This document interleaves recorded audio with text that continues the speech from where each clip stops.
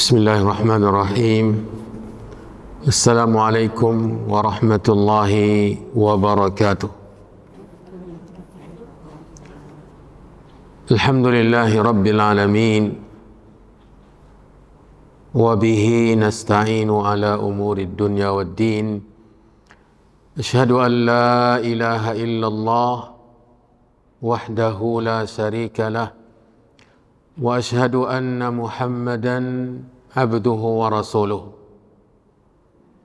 Allahumma salli wa sallim wa barik wa an'im ala nabiyyina wa rasulina Muhammadin wa ala alihi wa ashabihi wa man tabi'ahum bi ihsanin ila yaumiddin.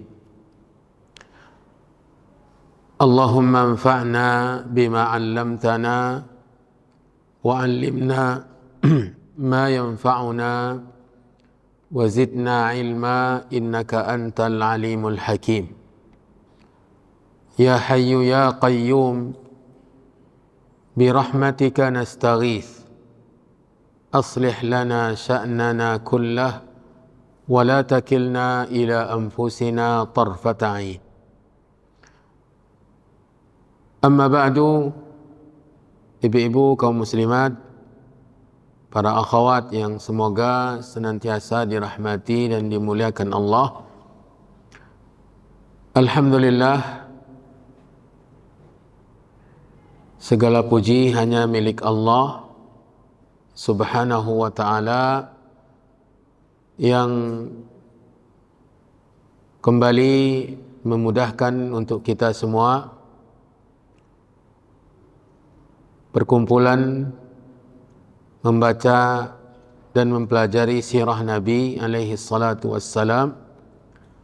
Semoga perkumpulan kita di waktu yang berkah ini, di tempat yang mulia, menjadi penyebab keberkahan dalam kehidupan kita, menjadi penambah nilai-nilai pahala yang dicatat dan ditulis di dalam kitab catatan amalan kita masing-masing. Semoga pelajaran sirah ini semakin menambahkan kecintaan kita kepada Rasulullah sallallahu alaihi wasallam, cinta yang sebenar-benarnya, dengan menjadikan beliau sebagai tuntunan kita, sebagai pedoman, sebagai ikutan dan panutan kita dalam kehidupan kita sehari-hari. Pelajaran kita masih seputar penaklukan kota Mekah pada tahun ke-8 Hijriah. Ditaklukkan kota Mekah oleh Nabi SAW di bulan Ramadan.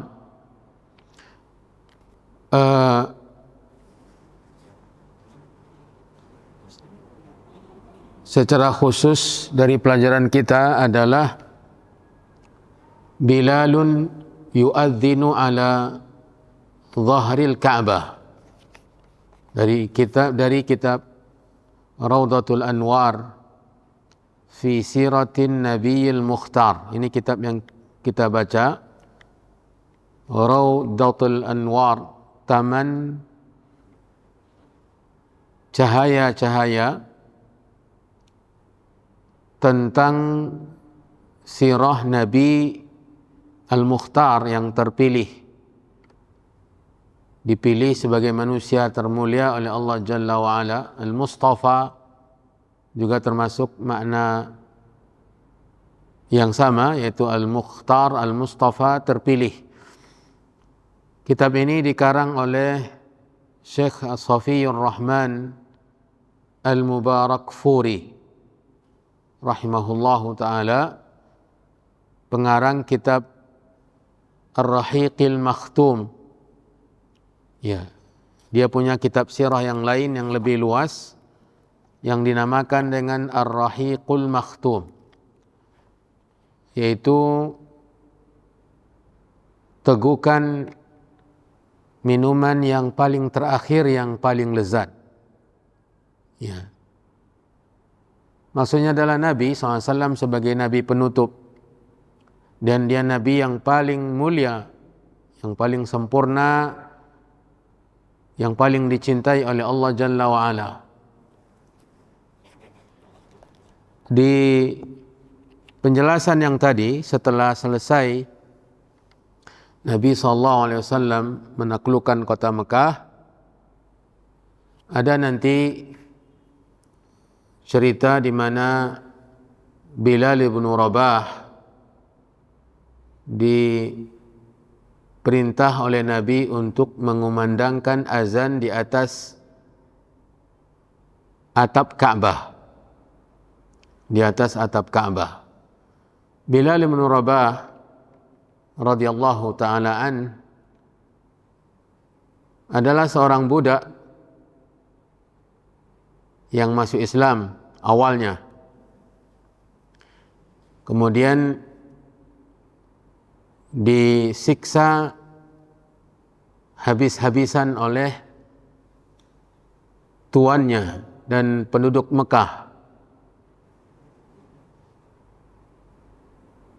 sampai akhirnya Abu Bakar Siddiq radhiyallahu ta'ala anhu membelinya. Penyiksaan, pukulan, cacian dan hinaan yang dilakukan oleh orang-orang Quraisy Mekah kepada Bilal tidaklah membuat dia meninggalkan akidahnya, meninggalkan keyakinannya. Bahkan ia dalam riwayatnya mengatakan ahadun ahad ketika dipaksa untuk kembali ke agama yang lama. Dan akhirnya Abu Bakar Siddiq membeli Bilal bin Rabah dan bebaslah Bilal dari perbudakan setelah dimerdekakan oleh Abu Bakar Siddiq radhiyallahu ta'ala an. Bilal budak masuk Islam. Sebelum masuk Islam saja ia sudah tidak dipandang sebagai manusia, karena budak harta milik, bisa diperjualbelikan, dimanfaatkan untuk apapun juga. Semakin rendah status Bilal di pandangan orang-orang kafir Mekah setelah dia masuk Islam. Makanya ketika disiksa tidak ada yang membelanya, tidak ada yang menolong dan membantunya, tidak ada yang simpati kepadanya dari orang-orang Mekah. Sementara kaum muslimin masih sedikit jumlah mereka. Dan Abu Bakar Siddiq radhiyallahu ta'ala an menampakkan kembali perannya. Dia bukan hanya sekedar dengan lisan memberikan manfaat kepada sebagian orang untuk masuk Islam. Karena Abu Bakar masuk Islam di tangannya beberapa orang. Abdurrahman bin Auf, Sa'ad bin Abi Waqqas, Utsman bin Affan, dan beberapa orang lainnya yang masuk Islam setelah taufik dari Allah Jalla wa'ala melalui atau disebabkan oleh Abu Bakar Siddiq. Dan bukan hanya sebatas faktor kelemah lembutan dan kekuatan iman yang dimunculkan oleh beliau melalui nasihat-nasihatnya kepada orang-orang yang ia kenal. Perannya juga dengan harta. Ia dengan hartanya membeli budak-budak yang sudah masuk Islam untuk dimerdekakan, termasuk Bilal bin Rabah. Ini juga menunjukkan manaqib kemuliaan, keutamaan, keistimewaan Abu Bakar Siddiq radhiyallahu taala an. Bukan hanya mereka para budak yang mendapatkan manfaat dan faedah dari harta beliau, karena harga budak ini bukan murah, ya. Bukan murah. Makanya ketika dia membeli, mereka menghargai dengan harga yang mahal. Dan bukan satu dua orang yang dibeli oleh Abu Bakar Siddiq radhiyallahu taala an. Ada beberapa yang dibeli oleh beliau kemudian dimerdekakan. Kita katakan lagi, bukan hanya mereka para budak yang mendapatkan manfaat dari harta Abu Bakar, akan tetapi Nabi SAW juga sangat banyak mendapatkan manfaat dari harta Abu Bakar radhiyallahu taala an. Sampai-sampai Nabi berkata, "Ma nafa'ani malu ahadin ma nafa'ani malu Abi Bakrin." Tidak ada harta siapapun yang memberi manfaat kepadaku sebagaimana harta Abu Bakar. Ya, jadi harta Abu Bakar sangat banyak memberi manfaat kepada Nabi SAW. Yang dipunyai dan dimiliki oleh Abu Bakar Siddiq itu sangat banyak memberi faedah, bantuan dan pertolongan kepada Nabi SAW. Coba lihat perjalanan hijrah. Semua perlengkapan hijrah Abu Bakar yang menyediakannya. Kendaraan Abu Bakar yang menyediakan.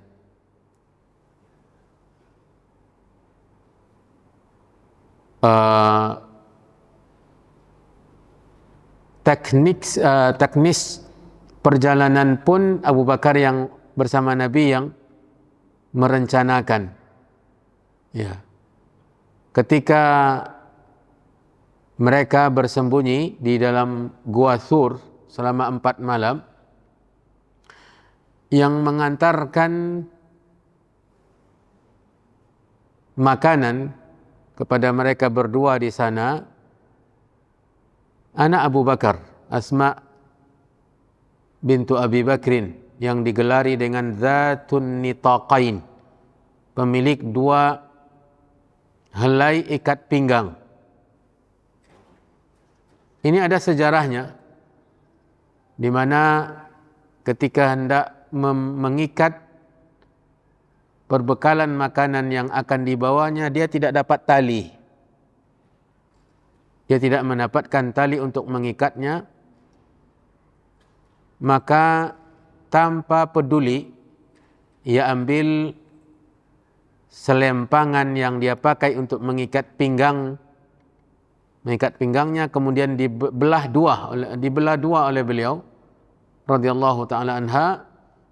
Lalu yang sebelahnya ia ikatkan kembali ke pinggangnya, yang sebelah menjadi pengikat makanan yang akan dia bawa.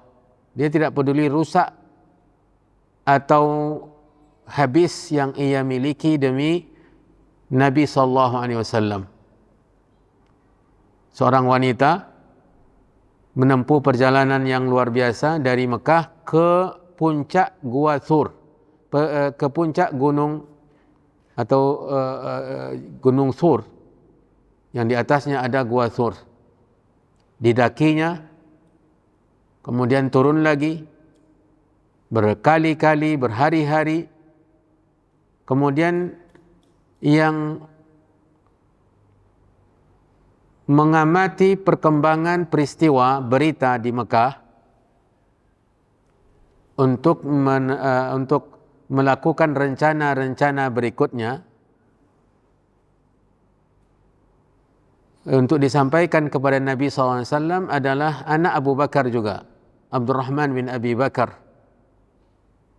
Dia masuk ke kota Mekah, kemudian mengumpulkan berita, mencari berita bagaimana perkembangan pengejaran orang-orang Quraisy kepada Nabi, untuk Nabi SAW.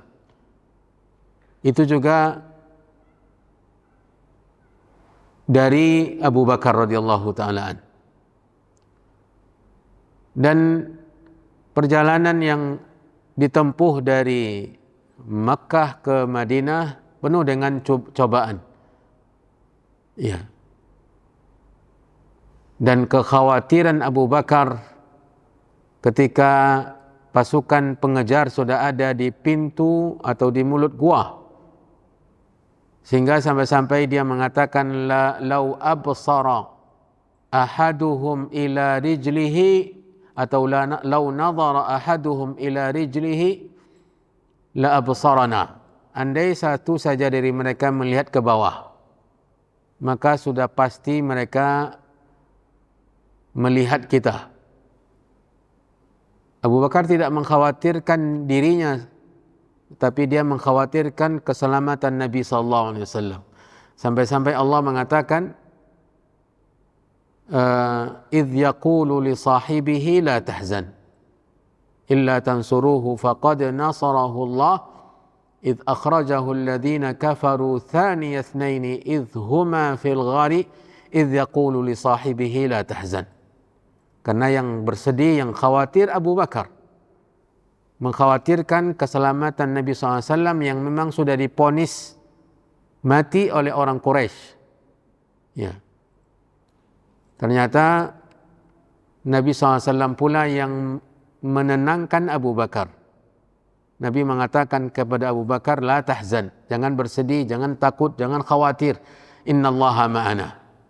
Sungguhnya Allah bersama kita. Allah mengungkapkan bahwa Abu Bakar sahabat Nabi. Idh yaqulu li sahibihi. Ketika dia mengatakan kepada sahabatnya. Jadi ibu-ibu, Bilal bin Rabah salah satu dari bukti kebaikan Abu Bakar Siddiq radhiyallahu ta'ala. Ya, yang menyelamatkan dengan membelinya dari tuannya, dan dia kemudian memerdekakannya, membebaskannya, dan jadilah Bilal bin Rabah merdeka dan menjadi seorang sahabat yang mulia. Bertahun-tahun setelah hijrah mereka di Madinah bersama Nabi. Ketika turun syariat, dikumandangkannya azan,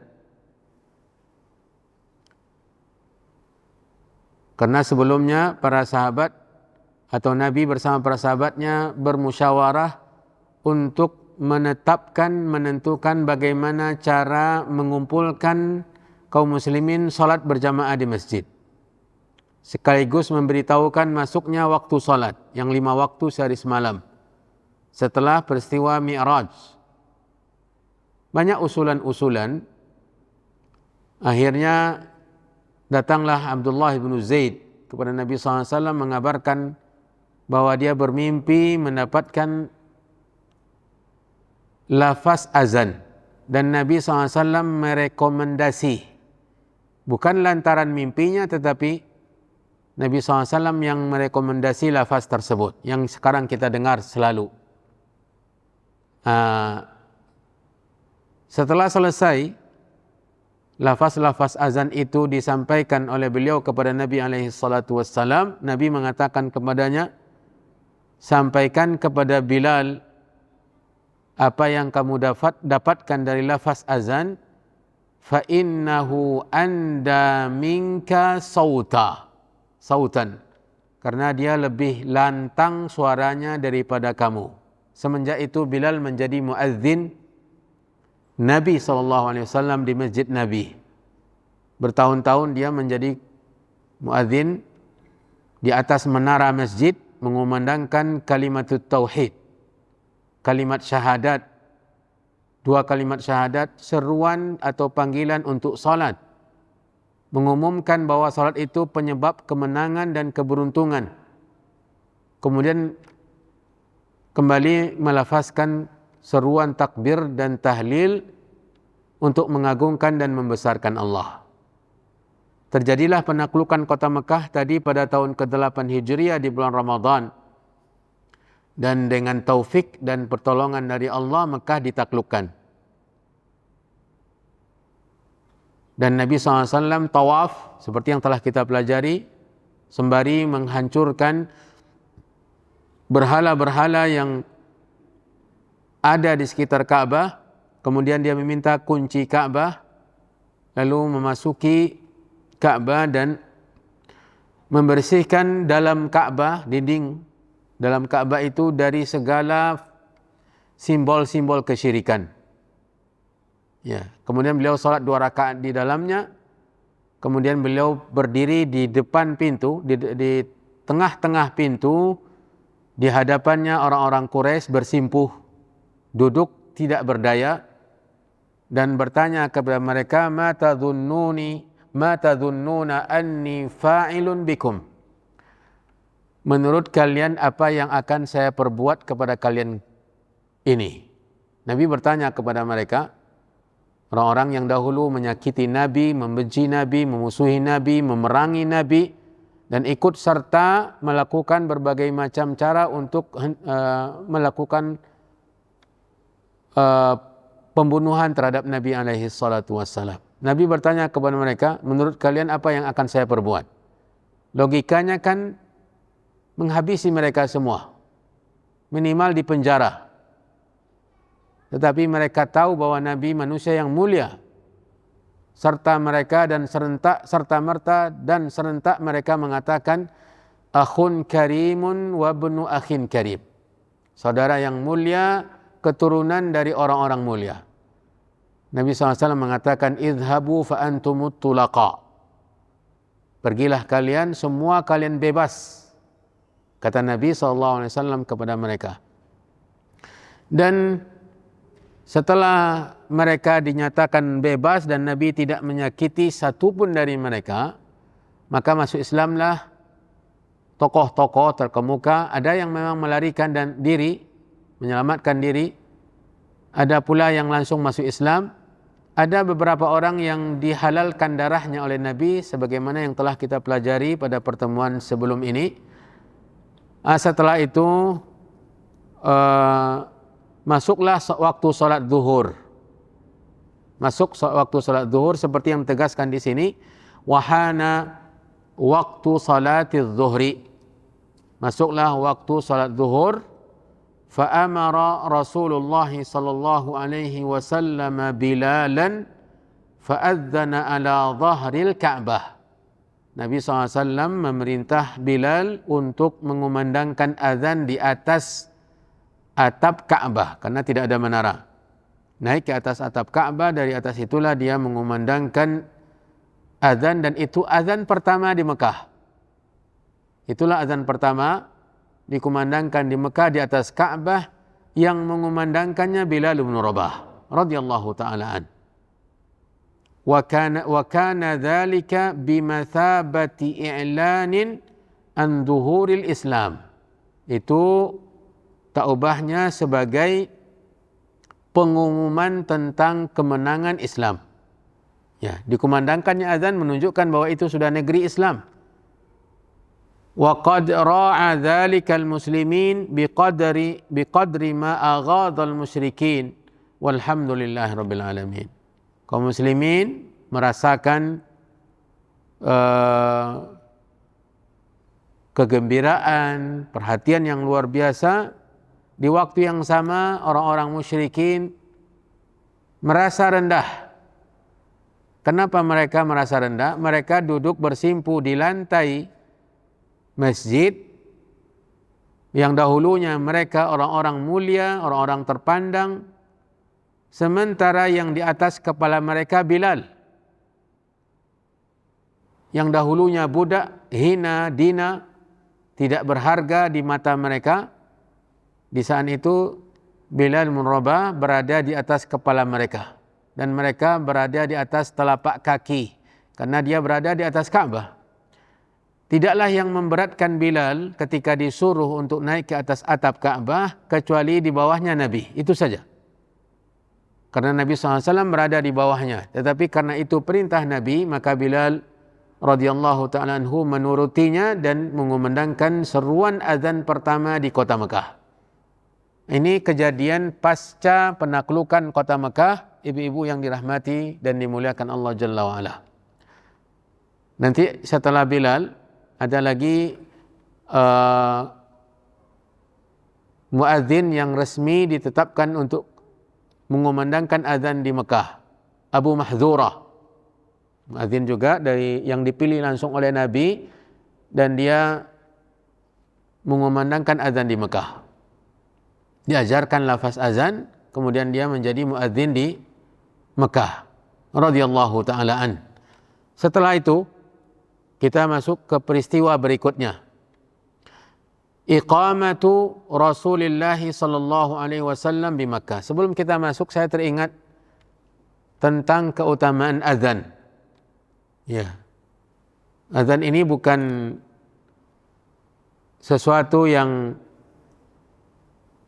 biasa-biasa saja dari sisi pahala, dari sisi profesi.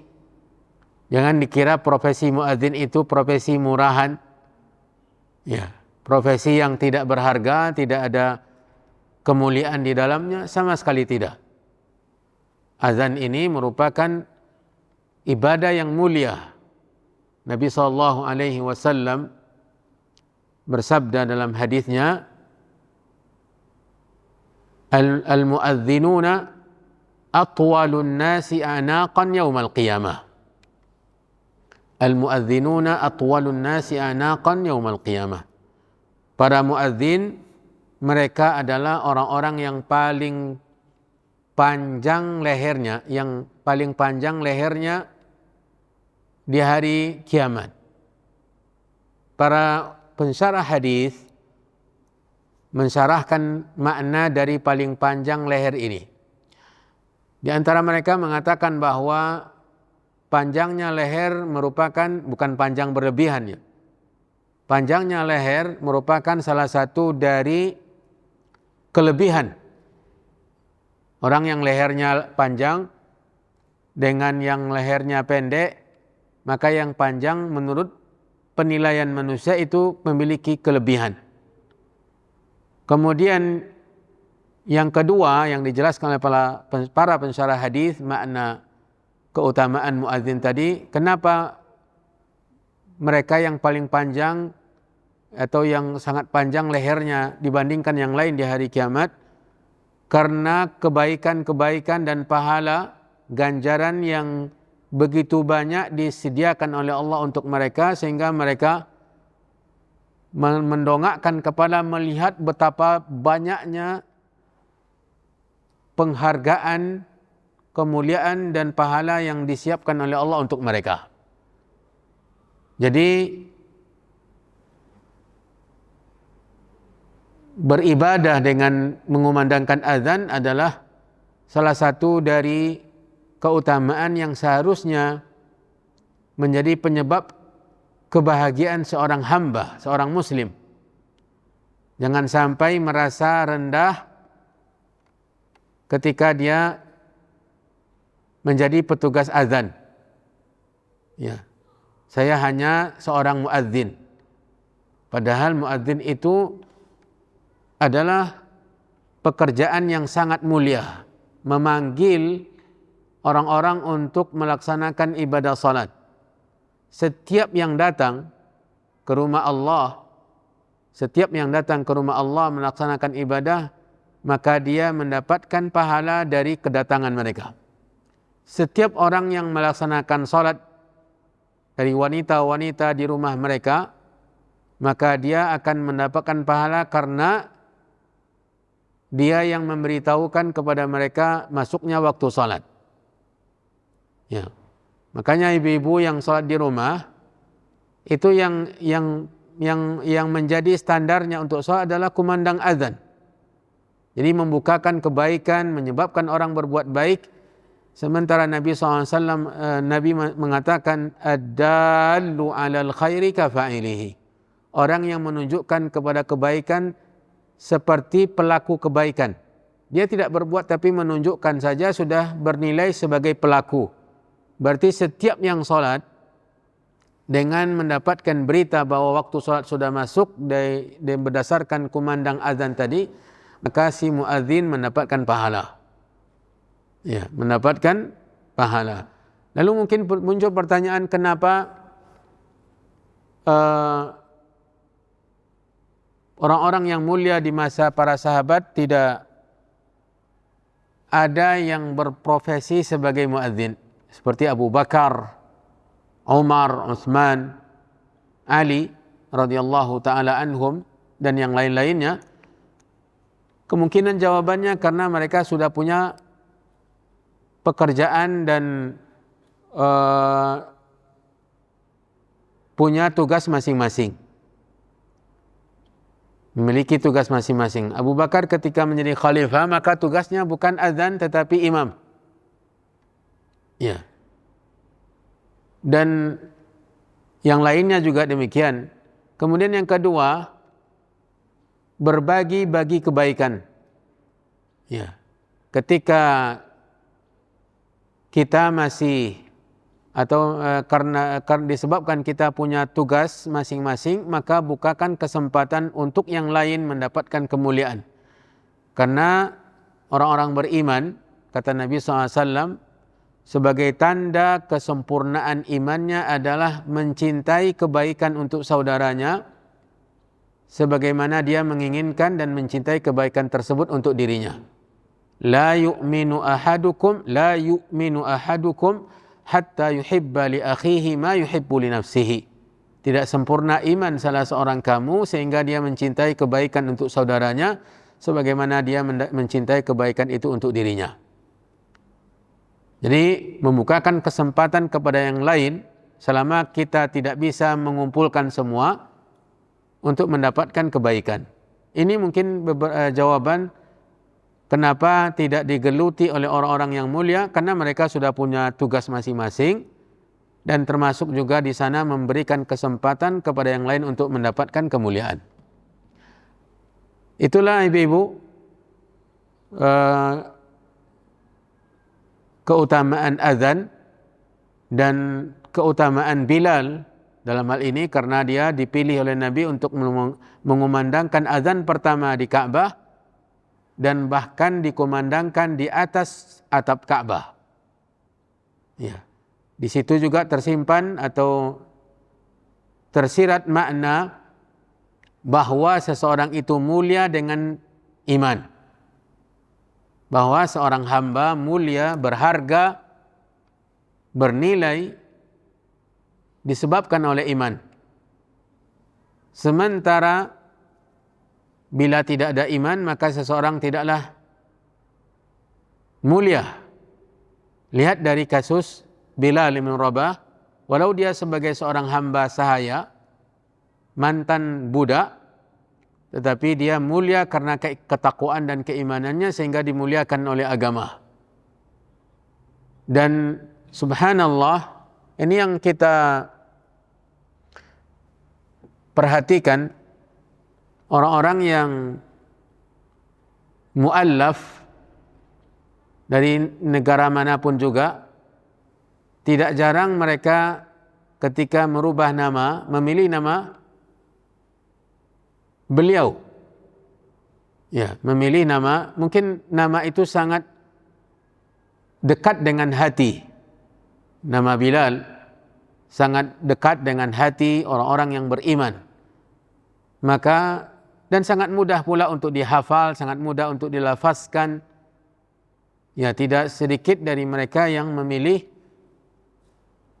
ketika namanya mungkin ada baiknya dirubah, maka mereka memilih nama Bilal bin Rabah atau Bilal. Menunjukkan nama ini sangat dekat dengan hati orang-orang yang beriman. Ibu-ibu, para akhwat yang dirahmati dan dimuliakan Allah, kembali kita ke judul yang kedua, iqamatu Rasulullah sallallahu alaihi wasallam di Makkah. Nabi SAW tinggal di Mekah, di penaklukan kota Mekah ini. Berapa lama Nabi tinggal di Mekah? Ya, Kata penulis, walamma tamma fathu Makkah takhawwafa al-ansaru an yuqima biha Rasulullah sallallahu alaihi wasallam.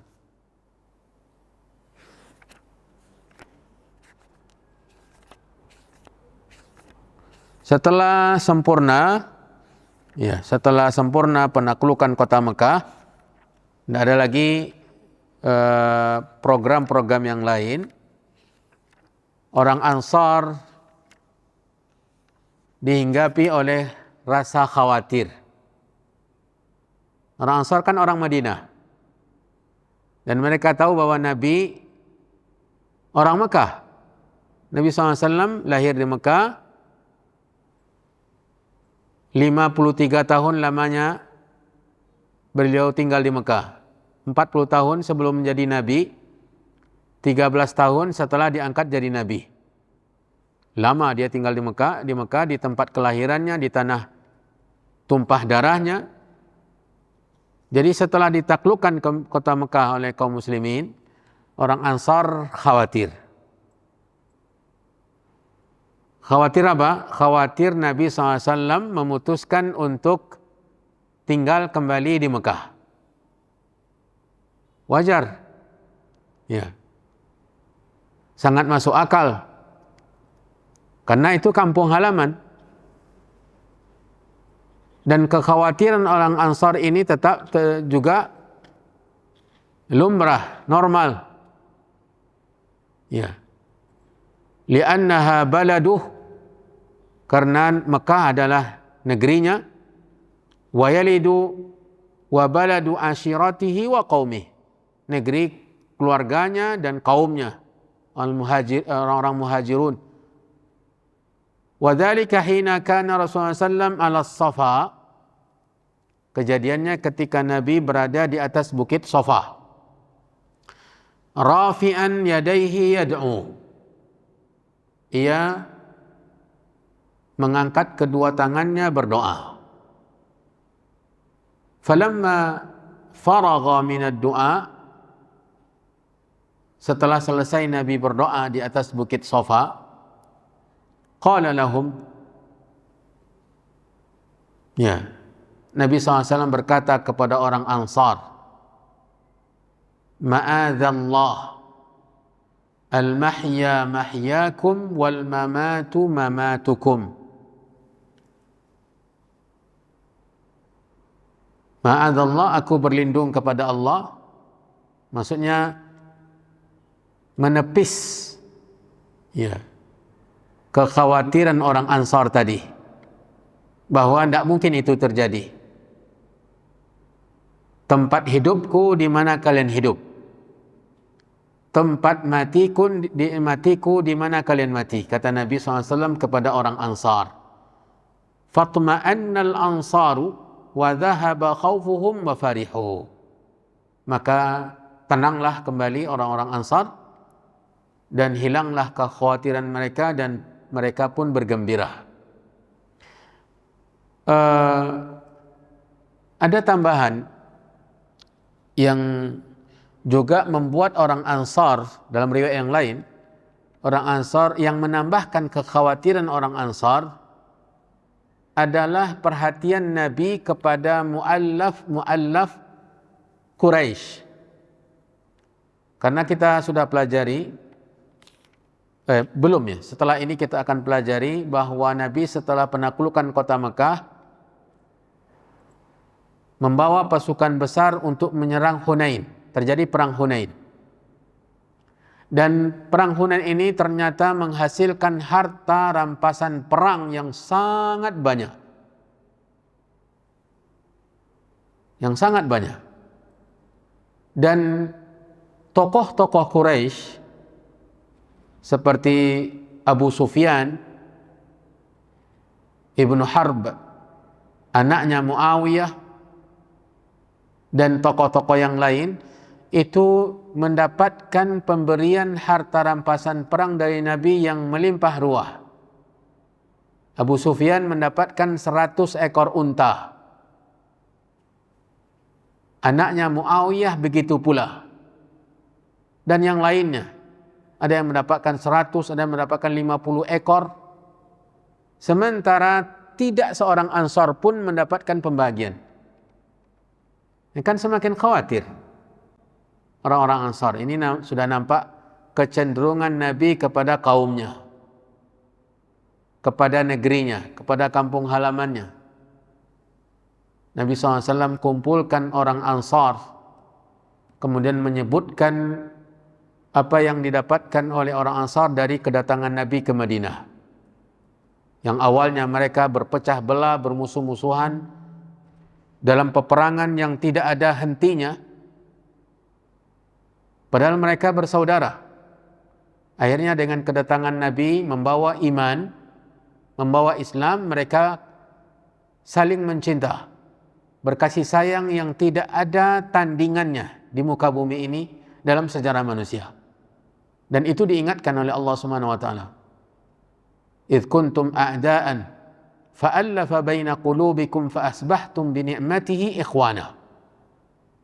Allah Subhanahu wa taala mempertahukan hati mereka dengan iman. Sebelumnya mereka melakukan berbagai macam sarana untuk berdamai, tetapi tidak kunjung berhasil. Imanlah yang mempersatukan di antara mereka. Diingatkan oleh Nabi SAW, diingatkan yang lain-lainnya. Dan Nabi juga mengaku bahwa begitu banyak pertolongan Ansar yang diterima oleh Nabi. Jasa-jasa Ansar yang manfaatnya didapatkan oleh Nabi SAW. Terakhir, selain dari yang tadi, tempat matiku adalah tempat mati kalian, tempat hidupku adalah tempat hidup kalian. Nabi SAW dalam riwayat lain mengatakan, tidakkah kalian rela, orang Ansar, tidakkah kalian rela mereka itu datang pulang membawa hewan-hewan ternak dan membawa unta-unta, sementara kalian pulang membawa Rasulullah SAW. Ya, sementara kalian pulang bersama Nabi alaihi salatu wassalam. Ini yang membuat orang Ansar kembali berbahagia, hilang rasa khawatir dan cemas, dan mereka benar-benar merasa mendapatkan kebahagiaan yang luar biasa dengan pulangnya kembali Nabi setelah menaklukkan negerinya sendiri dari tangan orang Quraisy, orang-orang musyrikin Quraisy. Ternyata dia memilih untuk kembali ke Madinah, yang bukan negeri asalnya, bukan tempat kelahirannya, menunjukkan betapa besar perhatian dan cinta Nabi kepada orang Ansar. Makanya dia dalam hadis yang sahih mengatakan, hubbul ansari minal iman, mencintai orang Ansar termasuk keimanan. Wa bughdul ansar minan nifaq, membenci orang Ansar termasuk kemunafikan, kata Nabi alaihi salatu wassalam.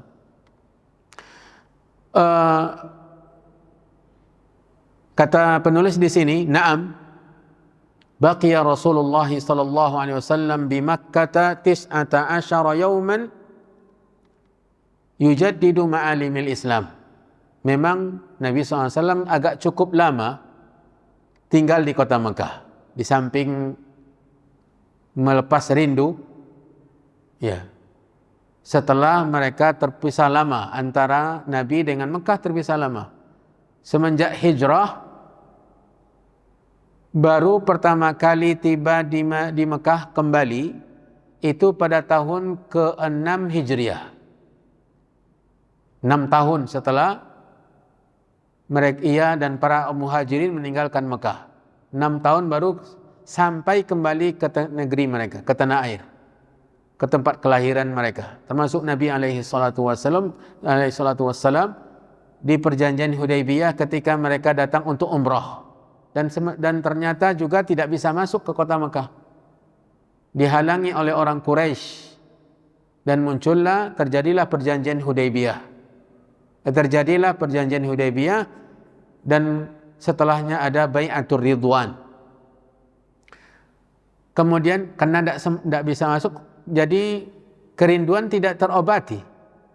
Mereka tidak bisa sampai ke kota Mekah, hanya di luar saja, di Hudaybiyah, dan mereka terpaksa kembali ke Madinah. Tidak ada tawaf, tidak ada sa'i, yang ada hanya tahallul di sana. Karena mesti ditutup umrah yang sudah ada niatnya itu dengan tahallul. Disembelilah hewan hadiah yang mereka bawa dan mereka kembali ke kota Madinah tanpa bisa masuk ke kota Mekah, tanpa tawaf, tanpa sa'i. Akhirnya setahun menunggu, di tahun ke-7 mereka di bulan Syawal kalau saya tidak salah, mereka datang kembali, dan itu yang ada dalam perjanjian, karena dalam isi perjanjiannya 1 tahun ke depan kalian boleh masuk. Jadi menunggu 1 tahun, penantian yang sangat lama terasa. Akhirnya mereka barulah bisa masuk ke kota Mekah tahun ke-7. Dan di bulan Ramadan tahun ke-8 ini terjadi penaklukan kota Mekah. Nah, sehingga setelah selesai penaklukan kota Mekah, Nabi di sana hampir 20 hari, 19 hari dalam Sahih Bukhari. Abdullah bin Abbas menceritakan bahwa Nabi tinggal di Mekah dalam penaklukan kota Mekah tersebut 19 hari. Lama. Ya. Bukan sekadar untuk tinggal atau sekadar melepas rindu, tetapi juga ada program-program, ada target-target yang hendak dicapai oleh Nabi setelah penaklukan kota Mekah, yang nanti akan kita pelajari juga. Wa yutahhiruha min atharil jahiliyah. Di antara programnya membersihkan Mekah dari syiar-syiar jahiliyah. Wa qad jaddada ansabal haram. Ini juga programnya, yaitu memperbaharui pondasi atau tiang-tiang Al-Masjidil Haram. Kemudian wanada munadiyah, dan Nabi SAW memanggil tukang yang mengumumkan, menyampaikan pengumuman untuk mengumumkan man kana yu'minu billahi wal yawmil akhir fala yad'u fi baitihi sanaman illa kassarahu. Ini pengumuman yang dikumandangkan ke seluruh penjuru Mekah. Barang siapa yang beriman dengan Allah dan hari akhir, maksudnya yang sudah mu'allaf, barang siapa yang sudah beriman dengan Allah dan hari akhir, maka jangan sampai masih menyisakan berhala di rumahnya. Bila ada yang tersisa, hancurkan. Ini perintah Nabi yang diumumkan ke penjuru Mekah kepada mereka yang sudah mu'allaf, karena tidak akan berkumpul pada kehidupan orang beriman antara mengibadati Allah semata-mata dengan sarana-sarana penyembahan kepada selain Allah Jalla fi'ula. Jadi itu 19 hari Nabi berada di Mekah. Selama 19 hari itu pula, ibu-ibu, Nabi SAW melaksanakan salat qasar. Seperti dalam hadis yang sahih riwayat Bukhari, dari hadis Abdullah bin Abbas, dari hadis Abdullah bin Umar, Anas bin Malik, ya, bahwa Nabi SAW di penaklukan, untuk khusus penaklukan kota Mekah, hadis Abdullah bin Abbas, bahwa Nabi berada atau menetap di Mekah selama 19 hari. Selama itu beliau mengqasar salat yang 4 rakaat. Zuhur, asar dan isya. Nabi SAW mengqasarnya. Ya. Di antara program yang diselesaikan oleh Nabi selama 19 hari itu adalah yang pertama, hadmu Uzzah. Hadmu Uzzah, menghancurkan berhala Uzzah, ya, menghancurkan berhala Uzzah.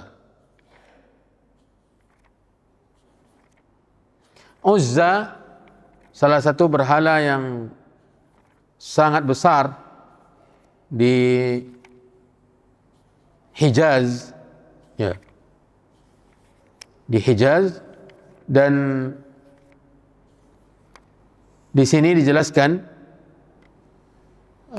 wali khamsin wa ishrina min Ramadan, karena penaklukan kota Mekah tanggal 17. Pada tanggal 25 Ramadan, ba'atha Rasulullah sallallahu alaihi wasallam Khalid ibn al-Walid. Nabi mengutus Khalid bin Walid fi 30 farisan, membawa 30 pasukan berkuda. Khalid bin Walid membawa 30 pasukan berkuda ke tempat yang bernama Nakhlah. Tempat ini namanya Nakhlah. Ya. Tujuannya liyahdimal Uzza wa haikalaha, untuk menghancurkan berhala Uzza, untuk menghancurkan berhala Uzza. Ini berhala yang terbesar di antara berhala terbesar di Mekah atau di Hijaz. Ya. Milik orang Quraisy dari suku Kinana. Ya. Milik orang Quraisy dari suku. Jadi setiap suku punya berhala. Kalau yang kaya sukunya, maka berhalanya besar. Ya. Uzza adalah patung milik Quraisy dan Bani Kinana. Quraisy dan Bani Kinana. Uzza merupakan patung yang diagungkan oleh Quraisy. Oleh karenanya ketika perang Uhud telah selesai, Abu Sufyan pernah berteriak menyebut namanya. Ya. Lana Uzza. Kata Abu Sufyan, kami punya Tuhan besar yang namanya Uzza. Jadi berhala ini sangatlah besar. Tempatnya tadi di Nakhlah, ya, sebuah tempat yang namanya Nakhlah, dan dia diibadati oleh orang Quraisy, kemudian juga dari suku Kinana, dan dibangga-banggakan, dibesar-besarkan, diagung-agungkan oleh Quraisy. Sampai-sampai di perang Uhud itu Abu Sufyan sendiri dengan bangganya mengatakan bahwa kami punya Tuhan namanya Uzza. Lana Uzza wala Uzza lakum. Kami punya Uzza, kalian tidak punya Uzza. Iya, memang kaum muslimin, orang beriman tidak punya Uzza. Mereka punya Allah yang maha perkasa, Al-Aziz subhanahu wa ta'ala. Jadi pada hari yang ke-25 Ramadan, Khalid bin Walid yang sudah masuk Islam membawa 30 pasukan berkuda ke tempat Nakhlah ini untuk menghancurkan berhala Uzza dan haikalnya. Karena patung itu bukan hanya patung, ada kompleknya, ada benda-benda yang lain, tempatnya, tempat yang berhubungan dengan berhala ini juga ada di sana. Fatawajjaha ilaiha, maka Khalid membawa pasukannya mengarah atau menuju Nakhlah, wahadamaha, dan ia pun menghancurkan Uzza. Wa kanat akbara asnamihim. Ternyata Uzza ini berhala terbesar. Berhala terbesar. Sampai-sampai Allah, tadi kan Abu Sufyan dengan bangganya menyebut bahwa dia memiliki Uzza, yaitu berhala yang paling besar yang mereka punya.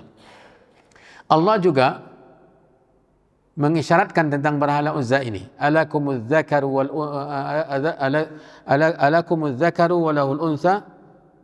Bukan. Wa manatas salisatal ukhra di surah An-Najm.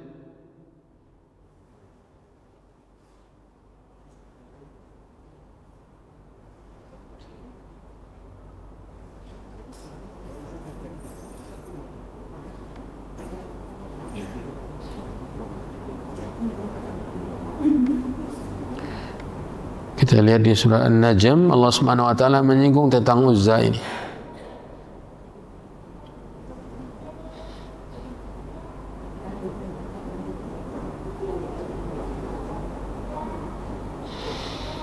Afara'aitumul Lata wal Uzza. Afara'aitumul Lata wal Uzza wa Manata ats-tsalitsata al-ukhra.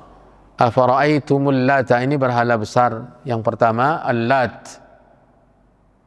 Ya, berhala besar. Kemudian yang kedua Uzza. Ini yang terbesar. Kemudian yang ketiga Manat. Ini semua berhala yang merupakan sesembahan orang-orang Quraisy yang terbesar. Ya. Selesai berhala Uzza dihancurkan oleh pasukan Khalid ibn Walid. Berikutnya, program berikutnya itu menghancurkan Suwa'. Ini berhala juga. Dan anehnya, Suwa' ini juga ada di masa Nabi Nuh. Berhala Suwa' di zaman Nabi Nuh juga ada, menunjukkan bahwa turun-temurun penamaan Suwa' ini diberikan kepada berhala yang disembah. Ya. Suwa' di zaman Nabi Nuh ada. Qalu la tadharunna waddan wala suwa'an wala yaghutha wa ya'uqa wa nasra. Mereka orang-orang kaum Nabi Nuh berpesan satu sama lain, jangan kalian tinggalkan menyembah berhala-berhala yang 5 ini. Waddan, Suwa', Yaghuth, Ya'uq, Nasr. Ini nama-nama berhala di masa Nabi Nuh atau di umat Nabi Nuh. Yang mana nama-nama itu sebenarnya nama orang-orang saleh. Nama orang-orang saleh, kata Abdullah bin Abbas, kanu asma'a rijalan salihin. Mereka adalah nama orang-orang saleh, dan ketika mereka semua meninggal dunia, dibuatlah berhala atau patung mereka dan dinamakan dengan nama mereka masing-masing. Di orang Quraisy juga ada berhala yang dinamakan dengan Suwa'. Ini yang akan kita pelajari setelah selesai penaklukan kota Makkah. Nabi SAW, kata penulis di sini, "Tsumma arsala Amr bin al-As radhiyallahu an fi Ramadan nafsihi lihadmi Suwa'in." Kemudian Nabi mengutus Amr bin al-As. Kalau tadi siapa? Khalid bin Walid. Yang diutus oleh Nabi membawa 30 pasukan berkuda untuk menghancurkan Uzza. Adapun Suwa', Nabi mengutus Amr ibn al-As, sahabat Nabi SAW yang juga masuk Islamnya pada penaklukan kota Makkah itu, atau sedikit sebelum penaklukan kota Makkah, untuk menghancurkan Suwa'. Wa huwa a'zamu sanamin li Hudzail. Suwa' ini adalah berhala terbesar yang dimiliki oleh suku Hudzail, kabilah Hudzail. Kana haikaluhu birohatin ala qarabat 150 kilometran syamala syarqi Makkah. Suwa' ini adalah berhala besar atau terbesar suku Hudzail yang tempat keberadaan haikalnya, tempat keberadaan berhala ini di tempat yang bernama Ruhat. Namanya Ruhat. Kalau tadi Nakhlah, kalau ini Ruhat, sekitar 150 kilometer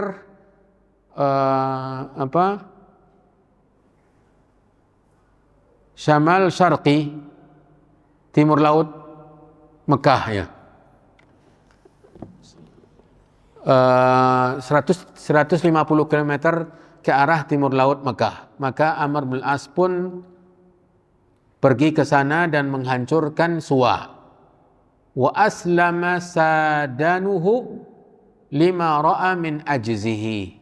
Bahkan pengurus atau penunggu berhala Suwa' ini masuk Islam ketika Suwa' tidak bisa melihat bahwa Suwa' tidak bisa berbuat apa-apa. Datang Amr bin As ke sana, kemudian ia hancurkan, sementara Suwa' tidak bisa berbuat apa-apa, menyelamatkan dirinya saja tidak bisa. bagaimana pula dia bisa menyelamatkan yang lain?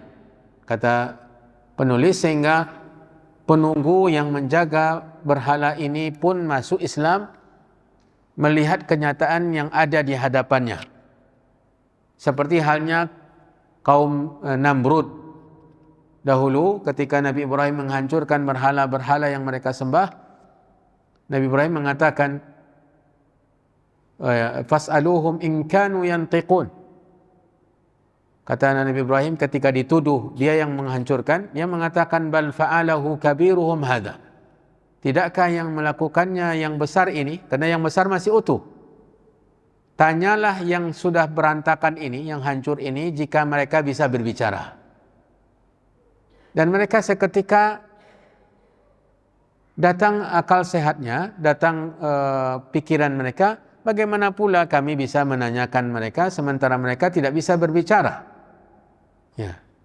Nah, ini yang terjadi pada penjaga Suwa, melihat bahwa Suwa tidak bisa berbuat apa-apa kepada tindakan Amr bin As sehingga dia memilih Islam, masuk Islam.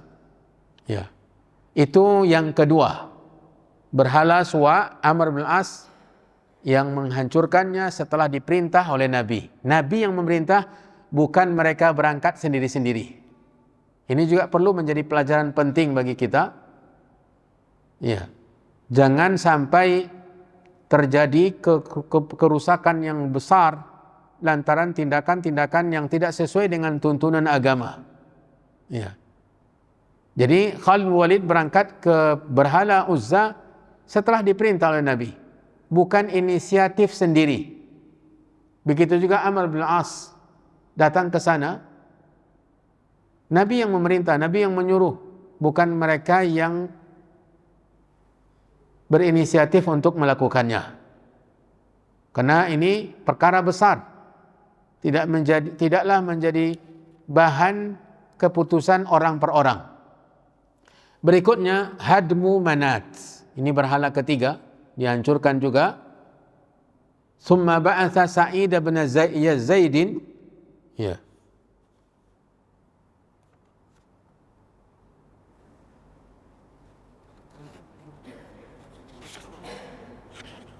Sa'id bin Zaid al-Ashhali radhiyallahu anhu fi Ramadan nafsihi ila Manat fi 20 farisan. Kalau tadi untuk Suwa yang diutus hanya siapa? Amr bin As. Dan dia dengan gagahnya, dengan perkasanya menghancurkan berhala tersebut yang membuat penjaganya sadar, ya, dan masuk Islam.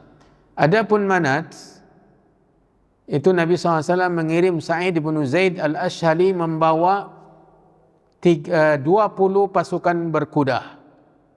20 orang pasukan berkuda yang dipimpin oleh Sa'id bin Zaid al-Ashhali. Wa kanat bil mushallal inda Qadid. Ya. Berhala ini berada di tempat yang bernama Mushallal di Qudaid atau Qadid.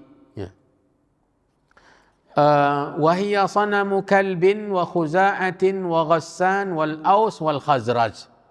Jadi berhala Manat ini disembah oleh suku Kalb.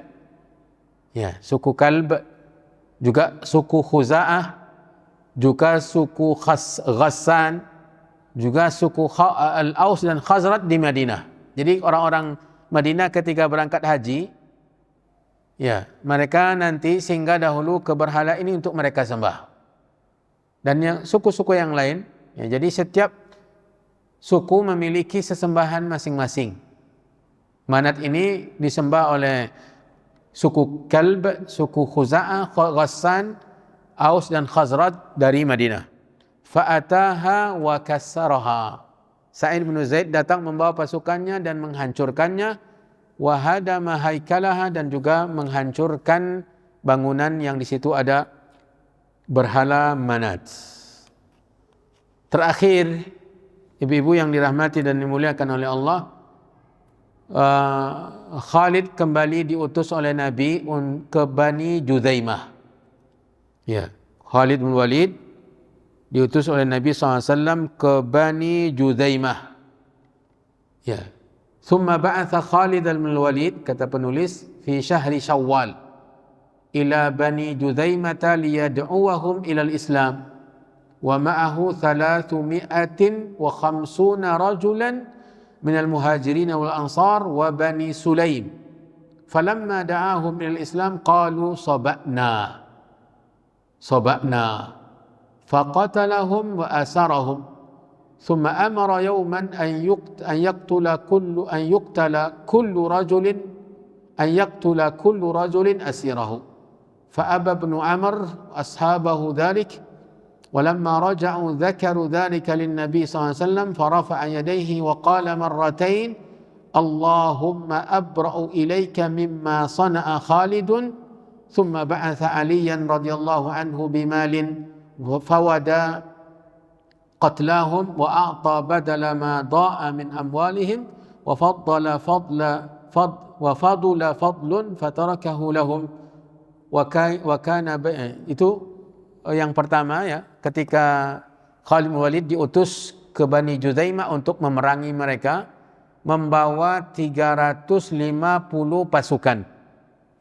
Bani Juzaimah perkampungan diutus pasukan yang berjumlah 350 ini dipimpin oleh Khalid bin Walid, dan mereka dari orang Muhajirin dan Ansar, termasuk di situ Bani Sulaim dari Madinah. Setelah tiba di sana, Khalid mengajak mereka masuk Islam.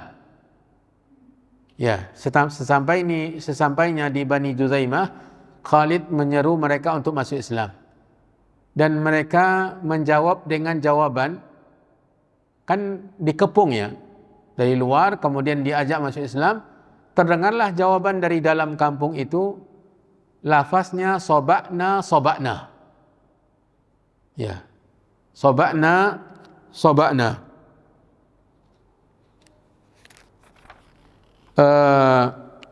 Soba'na ini artinya kami berpaling. Ya, kami kembali atau berpaling. Jadi Khalid bin Walid memahami bahwa mereka tidak mau masuk Islam, sehingga Khalid bin Walid tetap memerangi mereka, dan banyak di antara mereka yang terbunuh dan ada juga yang ditawan. Kemudian akhirnya Khalid bin Walid menyuruh siapapun yang punya tawanan dari kaum muslimin untuk membunuh tawanannya. Jadi tidak disisakan seorang pun menurut perintah Khalid bin Walid. Ternyata sebagian pasukan tidak menerima, seperti Ibnu Amr. Ia tidak mau menuruti perintah Khalid bin Walid. Ketika kembali berjumpa dengan Nabi, mereka mengadukan perihal itu kepada Nabi SAW, dan Nabi mengangkat kedua tangannya berdoa kepada Allah, mengucapkan doa ini, Allahumma abra'u ilaika mimma sana'a Khalidun. Ya Allah, saya berlepas diri kepadamu dari perbuatan Khalid. Jadi Nabi SAW tidak menyetujui tindakan Khalid. Sebenarnya setelah ditelusuri bahwa makna soba'na maksudnya masuk Islam. Masuk Islam. Ya. Dan ternyata Khalid tetap membunuh mereka dan menghabisi semua. Yang ditawan pun akhirnya dibunuh. Dan Nabi SAW menegur dengan keras tindakan Khalid bin Walid dan berdoa kepada Allah untuk dan menyatakan bahwa beliau berlepas diri dari perbuatan Khalid. Kemudian Nabi melakukan apa? Nabi SAW mengutus Ali bin Abi Thalib membawa harta yang banyak, kemudian menebus mereka-mereka yang terbunuh dengan harta tadi, dan barang-barang atau harta-harta yang terlanjur hilang dengan peperangan tadi diganti oleh Nabi. Bahkan kelebihannya pun diberikan oleh Nabi kepada penduduk Bani Juzaimah tadi. Sudahlah, yang terbunuh dibayar dendanya, kemudian harta-harta yang rusak diganti, kemudian kelebihan-kelebihan dari harta yang dibawa tadi diserahkan semuanya kepada Bani Juzaimah. Selesai, perkara atau peristiwa Bani Juzaimah. Kemudian wa kana baina Khalid wa Abdurrahman bin Auf kalamun wa syarrun li ajli ma fa'alahu Khalid. Jadi tindakan Khalid ini ditegur oleh Abdurrahman bin Auf dan ternyata mereka berdua bertengkar. Sampai-sampai Khalid ibn Walid mengeluarkan kata-kata kasar kepada Abdurrahman bin Auf.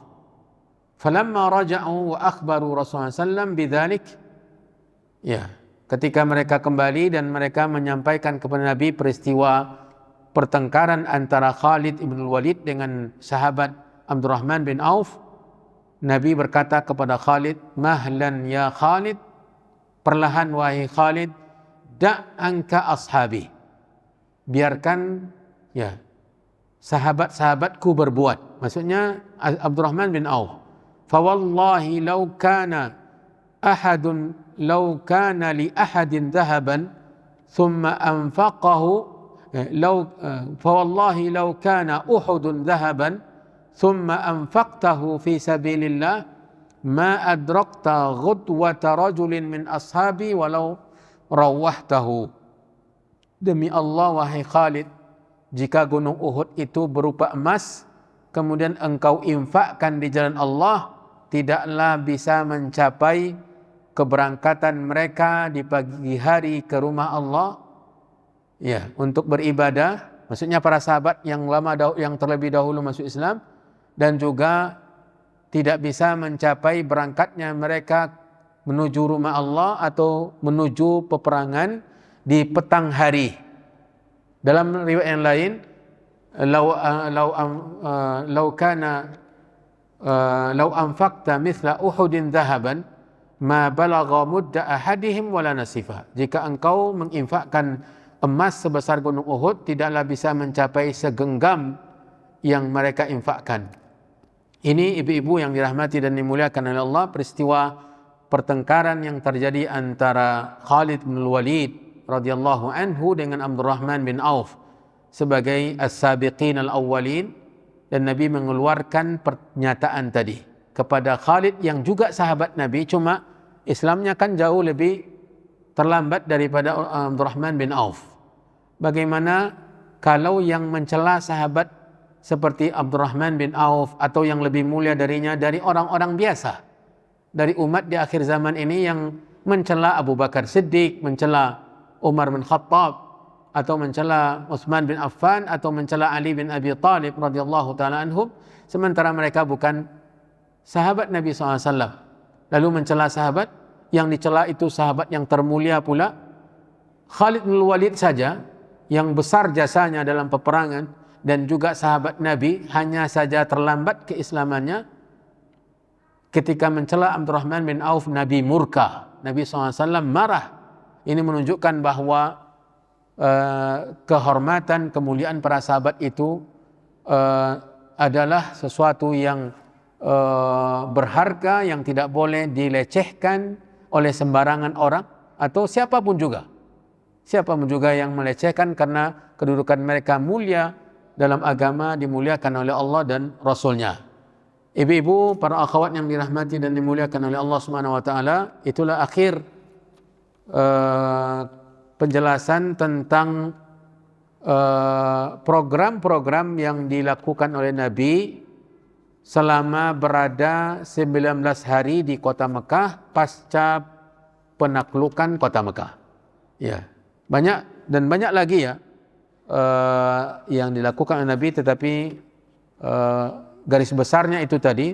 Yang paling utama adalah menghancurkan berhala-berhala yang disembah oleh penduduk Mekah, karena Mekah sudah di bawah kekuasaan Nabi atau kaum muslimin, dan yang berhubungan dengan kesyirikan dimusnahkan oleh Nabi alaihi salatu wassalam.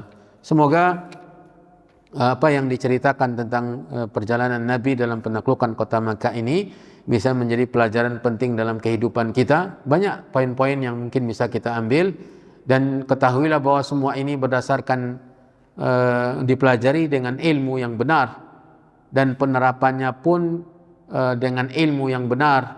tidak sembarangan, dan sekali lagi semoga pelajaran ini semakin membuat kita mencintai Nabi alaihi salatu wassalam dan mencintai para sahabatnya, para sahabat Nabi alaihi salatu wassalam wa radhiyallahu taala anhum ajmain.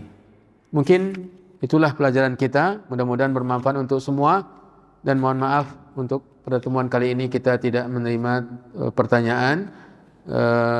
Kita tutup pelajaran kita dengan membaca doa kafaratul majlis. Subhanakallahumma wa bihamdika asyhadu an la ilaha illa anta astaghfiruka wa atubu ilaik. Wassalamu alaikum warahmatullahi wabarakatuh.